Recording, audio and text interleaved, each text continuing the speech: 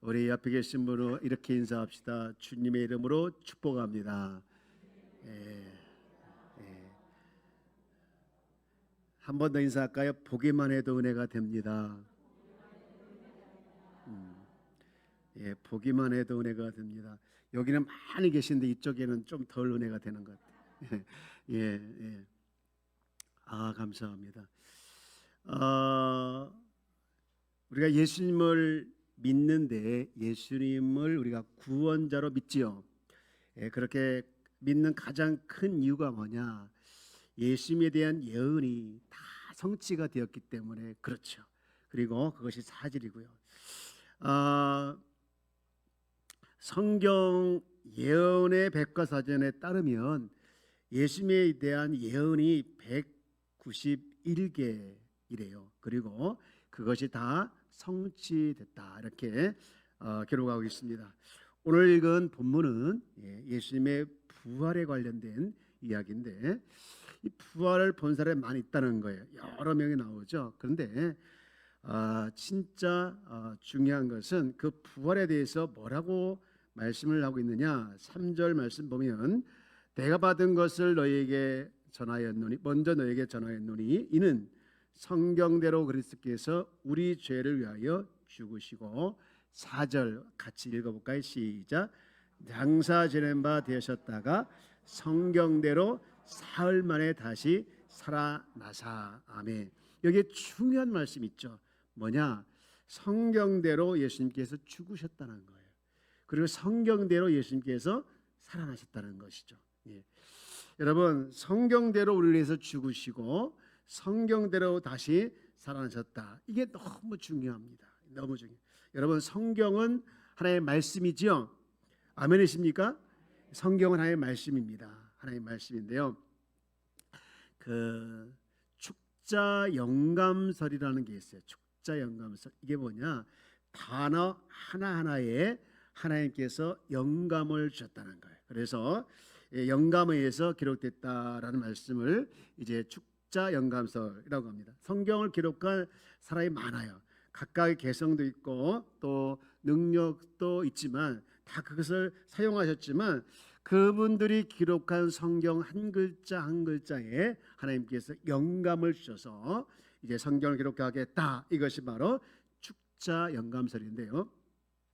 우리가 성경은 신앙생활에 있어서 진짜 중요한 기준인 줄 믿습니다. 진짜 기준이죠. 여러분, 올바른 신앙은 바로 어디서 기준을 찾느냐? 성경에서 찾아야 돼요. 성경에서. 성경을 믿지 못하거나 성경이 틀렸다고 주장하거나 성경이 잘못됐다고 말하는 사람의 신앙은 절대로 건강한 신앙은 아닙니다. 이단들은요, 성경이 처음에 틀렸다고 얘기를 하잖아요. 그렇죠? 처음부터 틀렸다고 얘기하지 않고 처음에는 다 똑같다고 얘기하다가 나중에 틀린 것을 이야기합니다. 또 틀렸다고 얘기하고요. 예, 제가 알고 있는 어느 목사님이 이제 그런 간증을 하더라고요. 자기가 알고 있는 후배가 있는데 굉장히 훌륭한 청년이었대요. 근데 그 교회에 전사님이 오셔서 성경을 공부하자, 그리고 원어로 공부하자, 그렇게 해서 이 청년이 원어를 공부하는 중에 그 청년이 그랬다는 거예요. 그 청년에게 전사님이 그랬다는 거예요. 우리가 읽는 이 개역 한글, 개역 개정은 틀린 데가 많이 있다는 거예요. 그렇게 얘기한 거예요. 틀린 부분 많이 있다. 이야기를 들은 이 청년이 그 다음 주부터 교회 와가지고 담임 목사님이 설교하는 설교 내용을 믿지 못하는 거예요. 왜? 성경을 틀린 걸 가지고 틀린 걸 설교하니 이게 들리겠습니까? 믿지 못하게 된 거예요. 그래서 결국은 교회를 떠났다라는 거예요. 여러분, 우리가 지금 읽고 있는 이 개역 개정 또는 뭐 새번역, 쉬운 성경, 이게 다 탁월한 줄 믿습니다. 왜냐하면 이 성경 전문가들이 원문을 깊이 연구해서 만들어 온 책이기 때문에 여러분, 이거 굉장히 탁월한 거예요. 우리가 성경을 불신하게 되어지면 우리가 믿는 믿음이 심각하게 흔들리고 그리고 예수를 믿는 것도 흔들리게 되는 것이죠. 반대로 우리 개개인의 어떤 체험이 좀 부족하거나 또는 경험이 약하더라도 우리를 굳건하게 세우는 것이 뭐냐? 바로 성경을 믿는 겁니다. 저를 따라서 성경을 믿는 것이다. 예, 성경을 믿을 때 하나님의 역사가 일어나게 될 줄 믿습니다. 물론 경험 또 체험 중요합니다. 그러나 더 중요한 것이 뭐냐? 성경을 그대로 믿는 거예요. 사람들아 성경을 그대로 믿는 것. 제가 어느 날부터인가요? 이 믿음이란 부분이 관심 있게 읽어지기 시작했어요. 그래서 그 믿음대로 믿음을 보고 이런 부분을 그대로 믿기 시작한 적이 있어요. 그랬더니요, 이 성경에 나와 있는 그 믿음과 관련된 것들이 다 이렇게 탁탁 튀어 올라서 보이는 거예요. 참 신기하다 그런 생각을 했던 적이 있는데요. 여러분, 오늘 읽은 본문 보면 예수님이 성경대로 죽으시고 그 예수님은 성경대로 부활하셨다. 할렐루야. 예. 그리고 그 예수님은요, 성경 구약에 예언된 것을 그대로 성취하신 분이신데요. 우리 예수님에 대해서 우리 기록한 한 군데만 찾아봅니다. 요한복음 1장 10절 말씀을 보면 10절부터 12절 말씀인데 이렇게 돼 있어요. 자, 여기는 우리 잘 알고 있는 부분이지만 다 함께 해볼까요? 시작. 그가 세상에 계셨으며 세상은 그로 말미암아 지은 바 되었을 때 세상이 그를 알지 못하였고 자기 땅에 오매 자기 백성이 영접하지 아니하였으나 영접하는 자고 그 이름을 믿는 자들에게는 하나님의 자녀가 되는 권세를 주셨으니. 다시 한번 띄워줄래? 10절 여기 보면 예수님에 대해서 뭐라고 계속하고 있습니까? 예수님에 대해서 창조자라. 그가 세상에 계셨으며 세상은 그로 말미암아 뭐하게 됐다? 지음바 되었다라는 거예요. 예, 여러분 예수님은 창조자이시고 창조에 동참했으며 이 창조자로 세상을 만드신 분인데 그분을 영접할 때 어떤 일이 벌어지는가가 11절 12절에 나오는데요. 영접이 나와요. 11절 말씀을 다시 띄워주면 자기 땅에 오매 자기 백성이 뭐하지 않았다는 거예요? 영접하는. 이 영접이란 말은요, 황제를 대할 때 쓰는 단어입니다. 그런 의미에서 봤을 때 이 초대교회의 성도들이 예수님을 영접했다라는 것은 로마 입장에서 볼 때, 황제 입장에서 볼 때 그거는 뭐냐? 반역으로 보이는 거예요. 왜냐하면 황제를 왕으로 영접하는 것이 아니고 황제를 주인으로 영접하는 것이 아니라 예수를 왕으로 영접하고 예수를 주인으로 영접하는 것이 되니까 그 말이 어떻게 보면 로마에게는 반역으로 될 수가 있죠. 예수님을 영접한다는 것은 뭐냐? 예수님은 나의 왕이다. 예수님은 나의 창조자이다. 예수님 나의 구원자이다. 이라고 하는 것을 받아들이는 것인 줄 믿습니다. 예. 영접하는 자, 곧 그 일을 믿는 자들에게는 무슨 권세를 준다고 했습니까? 하나님의 자녀가 되는 권세를 주셨다. 자, 옆에 계신 분 인사합시다. 자녀의 권세가 있으신가요? 물어보세요. 자녀의 권세가 있으신가요? 예, 물어봤더니 뭐라고 대답을 하던가요? 서로 질문만 하고 끝났죠? 예, 다시 물어보고 대답을 들어보실래요? 시작. 자녀의 권세가 있으신가요? 예, 예. 이번에도 역시 질문만 늘 하시네요. 네. 예, 여러분, 우리가 영접하는 자, 곧 그 일을 믿는 자들에게는 하나님의 자녀의 뭐가 있다겠습니까? 권세가 있다겠습니다. 여러분, 그런데 우리가 아이러니하게도 현실 속에서 자녀의 권세를 누리지 못하고 있어요. 여러분, 아들이 되었잖아요. 자녀가 되었잖아요. 아들의 명복을 주셨잖아요. 그래서 권세가 있음에도 불구하고 그대로 살지 못할 때가 많이 있습니다. 여러분, 자녀가 되었다는 것은요, 하나님의 가족이 되었다는 거예요. 아멘이십니까? 이거 아무나가 되는 게 아니라 놀라운 특권이 우리에게 있는데도 불구하고 우리는 자녀의 특권, 자녀의 권세를 누리지 못하고 그냥 장롱 속에 꼭꼭 숨어놓고 계셔요. 언제 쓰시려고요? 네. 얼마 전에 말씀을 드렸던 것처럼 우리 주님은 우리와 동행하기를 너무 기뻐하시는 거예요. 아멘이십니까? 그 모래 위에 발자국 2탄이 있었다겠죠. 기억나시나요? 1탄은 둘이 가다가 하나의 발자국만 나타났죠. 그게 뭐였습니까? 오고 가는 거였잖아요. 2탄은 뭐였죠? 모래 위에 발자국이 막 삐뚤삐뚤 간 거예요. 그래서 이 옆인 분이 물어봤잖아요. 예수님, 제가 무거우시죠? 제 이제부터 다이어트 하겠습니다. 그랬더니 예수님 뭐라 했다는 거예요? 아니야, 내가 널 너무너무 좋아서 춤춘 거야. 그렇게 해서 모래 위에 발자국이 이제 2탄이 왔다 갔다 했다는 것이 있습니다. 여러분, 이 예언을 통해서 우리가 주고 있는 값진 교훈은 뭐냐? 예수님 우리와 함께하는 것을 너무너무 좋아하시고 그래서 춤추고 싶어 한다는 거예요. 여러분, 그런데 자녀는 예수님과 함께 동행하며 살아야 되는데 어떻게 동행하지 않고 예수님 따라오세요, 제가 하는 일 좀 도와주시고, 제가 하는 일에 가끔씩 이렇게 서포트는 해주시고 그러면 돼요, 이렇게 우리가 살고 있잖아요. 그죠? 힘들 때 어려울 때 주님 도와주세요, 그리고 도와주면 끝이고, 우리가 이렇게 살고 있다는 거예요. 매일매일 주님과 함께 살아가는 것이 아니라, 여러분, 주님이 우리를 도와주려고 오신 거 아니에요. 도와주려고 오신 것이 아니라 주인 되시려고 오신 줄 믿습니다. 왕 되시려고 오신 줄 믿습니다. 구원자 되시려고 오셨는데 맨날 help me 이해하셨나요? 여러분, 맨날 우리가 그렇게만 하고 살고 있습니다. 이게 얼마나 주님 모시기에 안타깝겠냐 이거예요. 어떤 부모님이 자식에게 고급 뷔페 이용권을 줬다고 하잖아요. 그런데 그 뷔페 이용권을 받은 자녀가 가서 맛있게 먹었는데 나중에 알고 보니까 뭘 먹었다겠습니까? 겨우 김밥, 겨우 오뎅 먹고 갔다는 거예요. 아이고, 그걸 들은 부모님 입장에서 얼마나 속상하겠습니까? 그게 보통 비싼 게 아닌데 뷔페 이용권 최하 10만 원짜리 줬는데 겨우 김밥이나 먹고 오고 오뎅이나 먹고 오면 이게 속이 얼마나 타겠어요, 그죠? 여러분, 우리가 그거예요. 뷔페 이용권, 고급 이용권 줬는데 우리는 겨우 떡볶이나 먹고 있고 겨우 생각이 안 나요. 그거나 먹고 있습니다. 여러분, 그렇게 살지 않게 주 이름으로 축복합니다. 여러분, 하루하루가 주님과 함께하는 하루가 되길 주 이름으로 축복합니다. 옆에 계신 인사 합시다. 하루하루가 주님과 함께 살아갑시다. 여러분에게 실제가 되길 주 이름으로 축복합니다.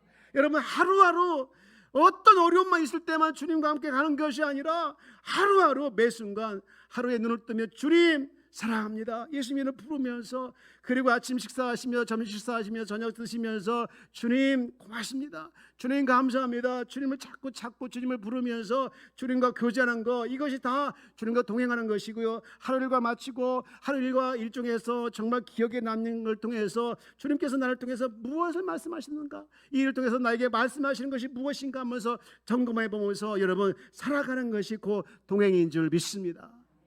여러분, 날마다 순간마다 주님과 동행하는 그 삶을 주님은 기억하시고 늘 우리 삶 가운데 함께 하시는 걸 우리가 확인하게 되는 거예요. 여러분, 골로새 말씀 보면요, 너희가 무슨 일을 하든지 누구에게 하듯 하겠습니까? 주께 하듯 하겠습니다. 여러분, 골로새 3장 22절 말씀을 볼까요? 종들아, 모든 일이 육신의 상전들에게 순종하되 사람을 기쁘게 하는 자와 같이 뭐만 하지 말고 눈가림만 하지 말고 오직 주를 두려워하여 무슨 마음으로? 우리 사람들은 성실한 사람 좋아하지요? 별로 안 좋아하시나 보다. 주님도 성실한 사람을 좋아하는 거예요. 한결같은 사람. 주님이 한결같으신 분이잖아요. 신실하신 분, 미쁘신 분이잖아요. 그러면서 그 다음 22절에 보면 23절에 이렇게 되어 있습니다. 다 함께 읽어봅시다. 시작. 무슨 일을 하든지 마음을 다하여 누구에게 주께 하다 사람에게 하듯 하지 말라. 여러분, 이 말의 깊은 의미가 뭡니까? 죽게 하다는 것은요, 주님과 동행하면서 하라는 거예요. 그러면요, 여러분 삶 가운데 주님이 역사하는 것을 보고 느끼게 된다는 것이죠. 맨날 원망이나 하면서 하면 주님이 보일까요, 안 보일까요? 설거지해서 죽게 하듯, 방 청소를 하듯 죽게 하듯. 저는요, 우리 교회 청소하시는 분 보면 너무너무 은혜가 되는 거예요. 얼마나 알뜰하게 살뜰하게 청소를 하는지 그냥 보기만 은혜가 되고, 주방에서 하는 것도 보면요 정말 은혜가 돼요. 여러분, 주방에서 요즘 보니까 목장에서 식사 당번 하시는데 남자들이 도와주지 않는 것 같더라고요. 그죠? 고백해 보세요. 여성분들 도와줘요, 안 도와줘요? 저한테 다 일르세요.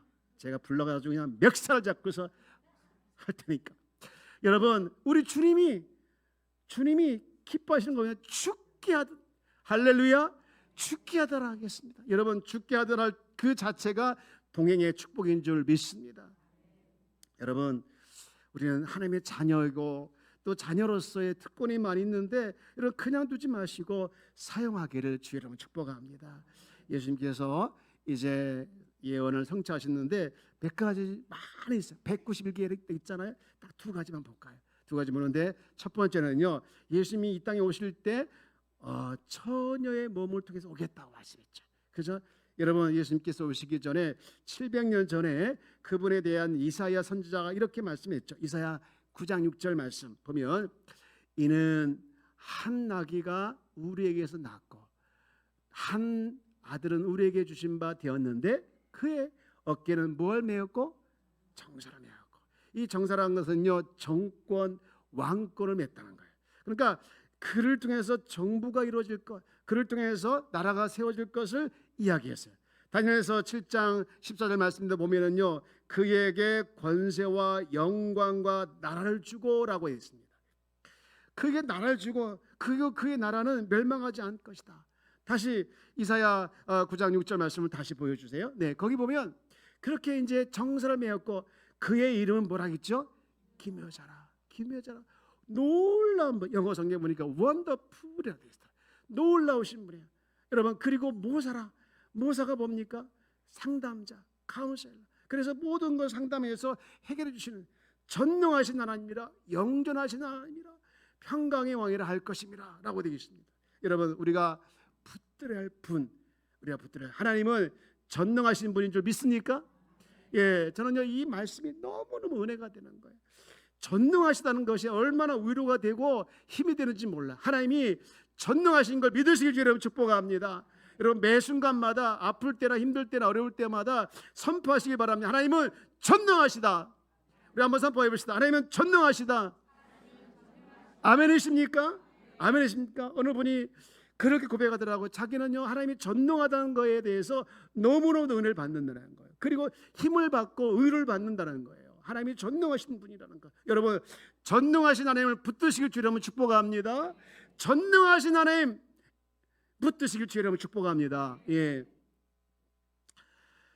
하나님은 전능하신 분인데 이렇게 처녀의 몸에서 태어날 것을 이사야 선지자를 통해서 예언하고 또 이 말씀을 우리 이사야 7장 14절 말씀 볼게요. 여기 보면 처녀의 몸에 태어날 것을 얘기하고 있죠. 그러므로 아까는 예수님에 대해서 얘기했고 이거는 뭐냐, 처녀의 몸에서 태어날 것을 이야기하고 있죠. 두 번째 줄 보면 보라, 처녀가 잉태하여 아들을 낳을 것이요 그의 이름을 임마누엘이라 하리라 라는 말씀이 있어요. 여러분, 결혼하지 않는 몸에서 아이가 태어날 것이다. 근데 하나님이 처녀의 몸에서 아이로 태어난 것, 굉장히 파격적인 말씀이지 않습니까? 그리고 드디어 마태복음 1장 18절 말씀 보면 우리가 잘 알고 있는 말씀인데 그리스도의 나심에 대해서 설명하면서 이렇게 설명하죠. 마태복음 1장 18절 보면 예수 그리스도의 나심은 이러하니라 그의 어머니 마리아가 요셉과 약혼하고 동거하기 전에 무엇으로 잉태됐다고 했습니까? 성녀로. 그래서 그의 남편이 그 일을 가지고 고민을 하는 거예요. 18절, 19절 보면은요. 근데 18절 보면 19절 가만히 끊고자 할 때 20절 보면 20절 넘겨줄래? 이 일을 생각할 때라고 했습니다. 그래서 이 남편 입장에서는 요셉 입장에서 이게 심각하다고 생각했 그 즈음에 천사가 나타나서 현모하여 이르되 다윗의 자손 요셉아 내 아내 데려오기를 무서워하지 말라. 그에게 잉태한 자는 누구로 된 것이라 하겠습니까? 성령으로. 인간들처럼 태어난 것이 아니라 성령으로 태어난 것이다. 그리고 그 아들 이름에 대해서 설명하고 그리고 22절 말씀을 봅시다. 시작. 이 모든 일이 된 것은 주께서 선지자로 하신 말씀을 이루려 하십니다. 보라, 처녀가 잉태 아들을 낳을 것이요 그의 이름은 임마누엘이라. 이를 번역한즉 하나님 우리와 함께 계시다. 여러분, 우리가 지금 설명을 했지만 이해가 안 되는 말씀이 뭡니까? 어떻게 처녀의 몸에서 아이가 생긴다는 거예요. 어떻게 처녀의 몸에서 아이가 생길까? 그래서 성경은요, 이해가 안 되는 부분을 미리 예언해서 이 사실에 대해 예언한 거예요. 그리고 그것도 191개씩이나. 여러분, 하나님께서 그리스도가 되어서 처녀의 몸에서 태어난다, 이 예언이 굉장히 중요한 의미가 있는데, 왜 그러냐면 아담과 하와가 뱀의 유혹을 따라서 죄를 범했을 때 하나님께서 그런 말씀하셔요. 창세기 3장 14절 말씀에 보면 뱀에게 이르시되 15절 말씀 넘겨줄래요? 네, 뱀에게 이르죠. 15절, 내가 너로 여자와 원수가 되게 하고 내 후손도 여자의 후손과 원수가 되게 하리. 그 다음 같이 볼까요? 시작. 여자의 후손은 내 머리를 상하게 할 것이요 너는 그의 발꿈치를 상하게 할 것이라 하시고, 여자의 후손이라 했어요. 여자의 후손. 아담 이후에 모든 인류는요, 이 죄의 유전자를 가지고 이제 태어나게 됐잖아요. 그래서 하나님께서 이 죄의 유전자를 가지고 태어난 인간을 구원하기 위해서는요, 죄가 없는 생명이 필요했죠. 그래서 예수님의 탄생은 이 생물학적 탄생이 아니라 바로 동정녀 마리아를 통해서 성녀로 잉태해서 태어나게 하신 분이 뭐냐? 남자의 후손이 아니라 여자의 후손이라는 거예요. 남자의 후손이 아니라 여자의 후손이 이름과 같이 예언됐다는 것이죠. 네, 기가 막힌 예언인데요. 그래서 더 중요한 것은 이때 여러분, 아내 데려오기를 겁먹지 말라 했잖아요, 요셉에게. 사실은 이 당시의 문화가 뭐냐면요, 결혼을 약속한 사람들은요 각각 집에서 1년 동안 지내게 되어 있어요. 그 1년 사이에 이렇게 하나님께서 성령을 통해서 이제 이 마리아에게 예수를 잉태하게 하셨는데요, 결국에는 하나님은 당신의 아들을 성경의 예언대로 태어나게 하셨다, 이것을 이렇게 말씀하고 있는 것이죠. 한 가지만 또 예언 성취한 걸 보면 간단한 건데, 여러분, 예수님이 태어나신 곳이 베들레헴에 태어났잖아요. 예, 베들레헴 태어날 것을 예언했어요. 그리고 그것이 성취가 되었는데 720년 전에 미가 선지자를 통해서 예언을 합니다. 우리 미가서 5장 2절 말씀을 한번 볼까요? 자, 그러나 시작. 그러나 너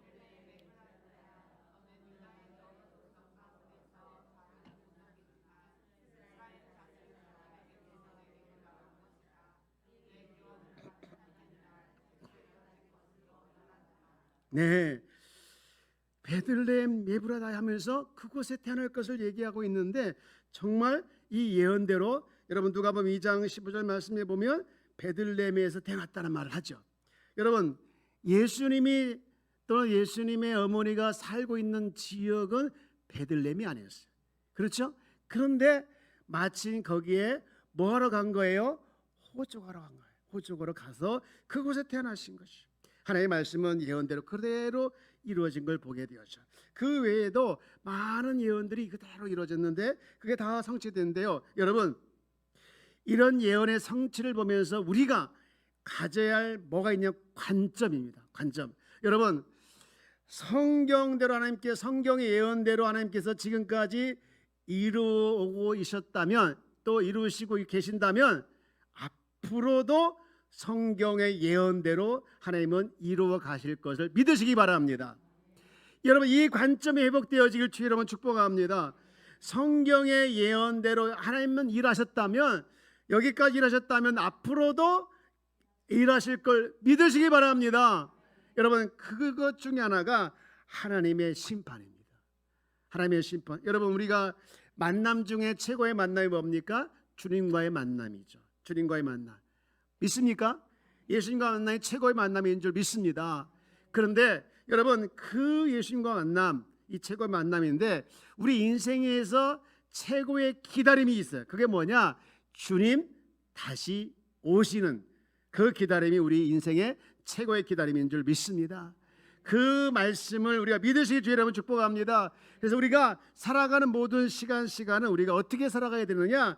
하나님의 약속을 붙들고 하나님의 언약 안에서 나를 바라보면서 주님과 동행하는 삶, 이것이 우리의 삶이 되어야 될 줄 믿습니다. 여러분, 살아 역사하신 주님께 영광의 박수 올리겠습니다. 여러분, 그 주님은 지금도 나와 함께 하신 걸 믿으시기 바랍니다. 그리고 우리 주님과 우리 주님은 함께하길 원하는 거예요. 여러분, 함께하길 원하는 것은요, 우리를 힘들게 하거나 어렵게 하기 위해서가 아니라 우리의 행복을 위해서. 여러분, 성경의 관점을 보실 때 우리를 힘들게 하려고 뭘 주신 것이 아니라 다 보면 결국은 우리의 행복을 위해서 하나님께서 일하시는 걸 보게 되어지죠. 여러분, 신명기 10장 13절 말씀 보면 오늘 내 행복을 위해서 하나님은 우리가 행복하길 원하시는 거예요. 옆에 계시면서 합시다. 행복하게 살아갑시다. 여러분, 행복하길 주 여러분 축복합니다. 여러분, 다시 한번 선포합니다. 행복하십시오. 행복해야 합니다. 행복의 사명입니다. 여러분, 그렇게 했습니다. 아파 죽겠다가 아니라 아파 행복하다. 별로 함이 없는데, 힘들어 죽겠다가 힘들어 행복하다, 거기까지 올라가길 주 여러분 축복합니다. 아멘 한 사람만 지금 진짜 행복하길 축복합니다. 여러분, 행복하길 주 여러분 축복합니다. 하나님의 마음이고 하나님의 관점이고 하나님의 역사입니다. 여러분, 우리가 그런 관점을 가지고 그런 생각을 가지고 성경도 보고 말씀도 믿고 기도도 그렇게 하기를 주 여러분 축복합니다. 하나님은요, 성경대로 역사하고 있어요. 그리고 앞으로도 성경대로 역사해 가실 줄 믿습니다. 여러분, 하나님의 말씀 믿으시길 주 여러분 축복합니다. 내가 비록 경험이 없고 체험이 약하더라도 살아 역사하시는 그 하나님의 말씀을 붙들 때 그때 하나님께서 일하시더라고요. 그때 하나님께서 역사하시더라고요. 여러분, 믿는 거 가장 중요한 것은요, 하나님의 말씀을 믿는 거예요. 말씀 믿는 거예요. 이제 말씀을 정리합니다. 여러분, 하나님은요, 성경대로 역사하십니다. 그리고 성경으로 역사하시는 그 하나님을 우리가 믿으시면서 그분을 의지하면서 살아내는 우리 귀한 성도가 다 되어지기를 주 이름으로 축원합니다. 한번 선포합시다. 하나님은 지금도 말씀하십니다.